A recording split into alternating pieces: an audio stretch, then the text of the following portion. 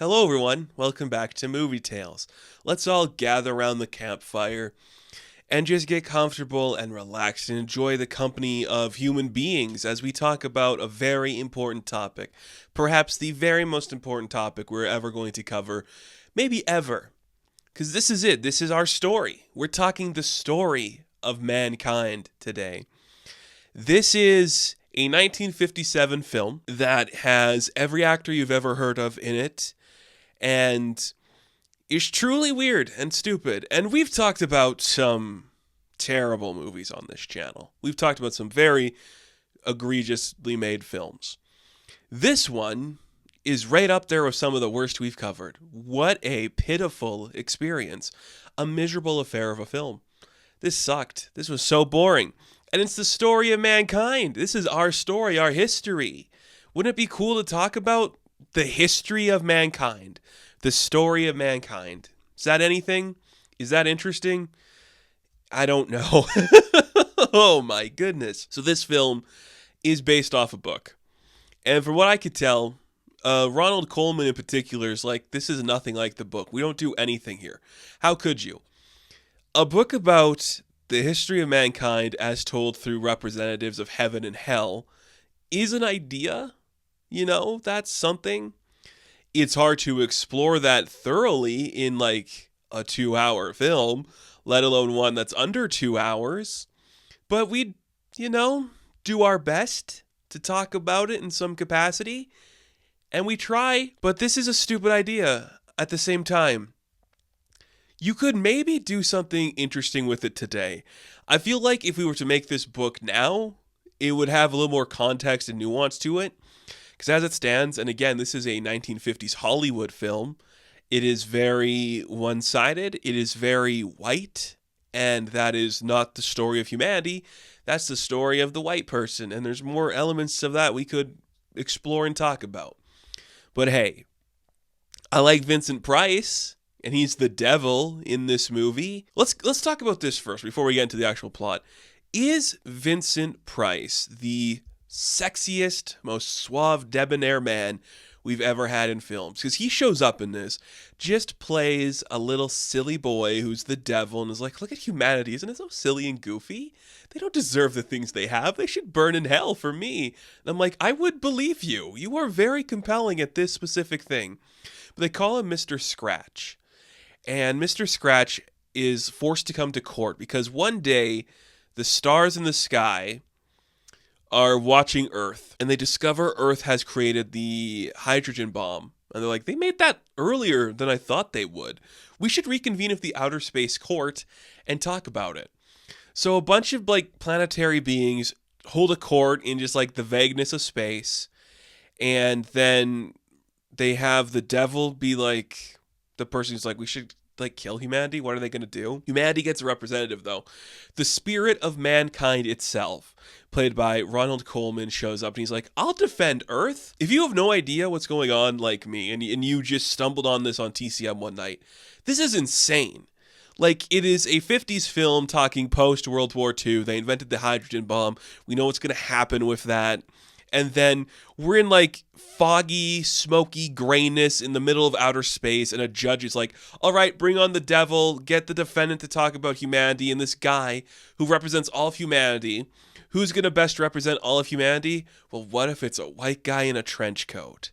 What if? Could you imagine such a world where that guy represents all of humanity? He does. And then this movie is just about Ronald Coleman and Vincent Price going to different periods in human history and talking about famous people that you are aware of. And you're like, this is insane. And that gives us room to have every cameo you've ever wanted in a movie appear. And it's so specific and not specific at all. Truly an insane movie. And you hear this premise of like the devil and the spirit of mankind. That is something that could make sense in a book, because then you could flesh out the moments and the motivations and actually have something to say. But when you're doing a movie from Hollywood that's washing a lot of history, it's never going to come across as natural. It's always going to be weird. And it's going to have an actor that you might be aware of doing something stupid. This is a lot. We're not going to go through every single sequence we go to, because there's a lot of them and they don't really mean anything. a lot of it is also just reconvening back with the courtroom, just being like, well, you see, humanity is equal parts good and bad. My God, that is maybe the most annoying part about this movie, is that it really doesn't pick a side. You want this to be about, like, how good humanity can be or how bad it can be, and it doesn't give a clear answer in any direction or any sense of the word. It is a lot of just seeing stuff happening, and then the verdict is, well, humanity will have to decide itself. What a lazy idea. You don't do anything.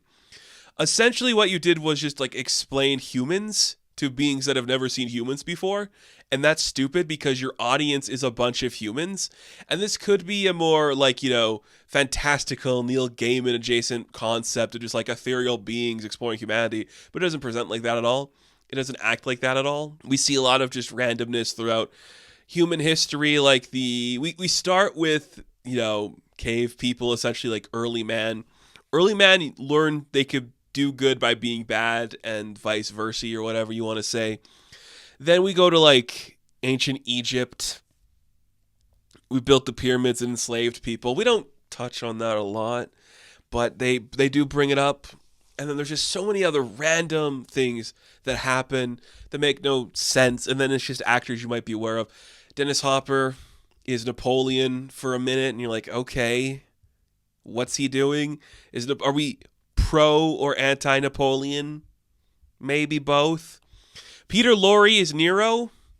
If that is anything, that is a weird sequence because he's just like, yes, look at all these fun, cool, sexy people. Am I good? Who's to say? I did play the flute or whatever when the world burned or whatever, when Rome burned. It doesn't matter. Here I am. And then Vincent Price and Coleman are like, this guy was weird, wasn't he? Did he help humanity? Maybe not. Like, his attacks were bad and stuff. And it's that. It is literally that. There's no clear motivation until they pick there to be a clear motivation. Like, you can really tell who they care about and who they don't care about. And then you can't tell at all if this is supposed to be serious or a comedy because the fucking Marx Brothers show up. And I'm like, why would we be doing the history of mankind and you'd have the Marx Brothers represent people? Harpo plays Sir Isaac Newton. And it's this bit where he's playing the harp. Do you get it? And then an apple falls on his head and he's like, to the fucking... He doesn't even talk. It's crazy. And this is the first film the Marx Brothers did in color? It's insane. And then who does Groucho play? It's like he's like that one guy, Peter Minuit or something like that. That bit pissed me off so much. It's just like, I am, colonizer coming from whatever, just, the Pilgrims landing in Plymouth or whatever, and he's just like, hey, look at this pretty lady, boop boop boop, you're my wife or something. It is pitiful and annoying, and it ruins so much of this movie. I hate that the Marx Brothers are in here. I'm a big fan of the Marx Brothers, but what are they doing? We're trying to make this like a case for how humanity is good, and it's like, well, they discovered gravity, and then they like built America or something. You're just like, this is stupid. This is stupid. Why would they do this? Hedy Lamarr, I love her. I don't think we've talked about Hedy Lamarr on this channel yet. She is Joan of Arc.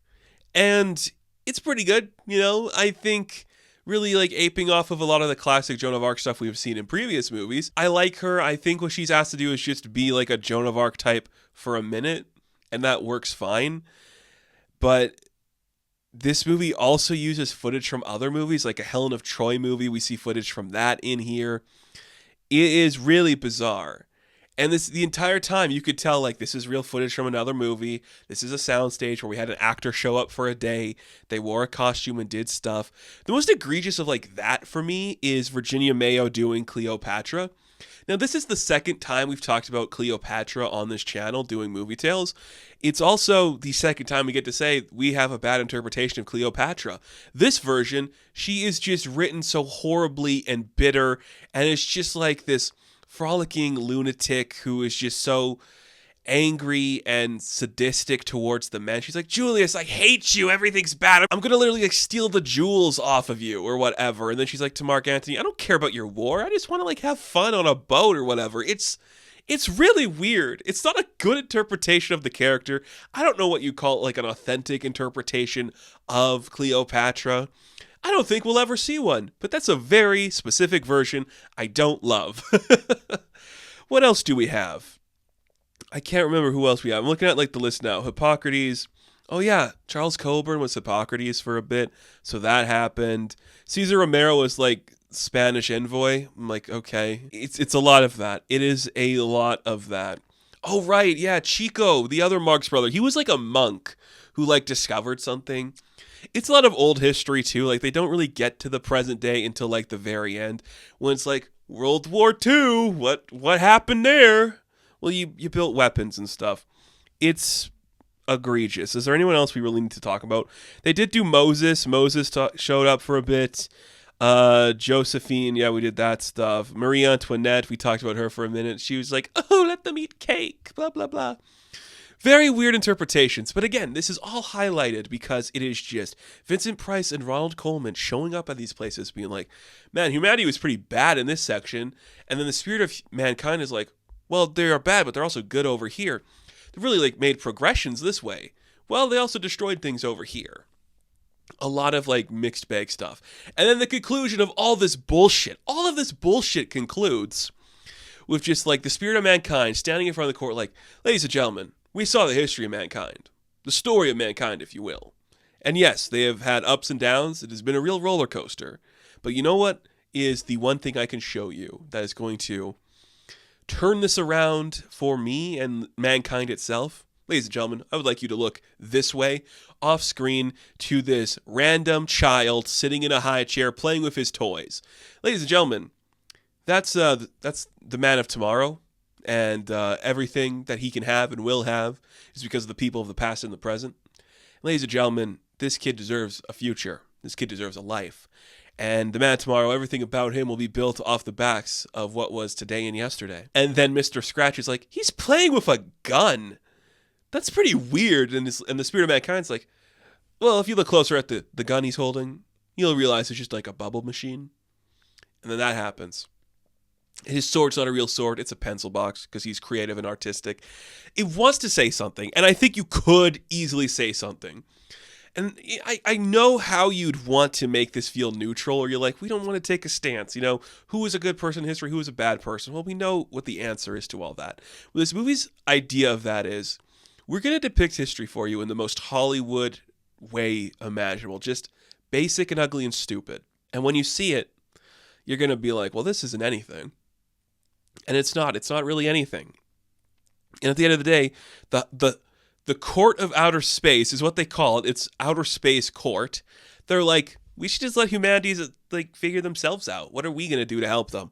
Yes, the atomic bomb is literally like dropping right now as we do this. But what can we do to stop it? You know, like they can't win or lose. It's just like their own decision. They have to learn from their actions. And I guess they do, or we didn't. I don't know.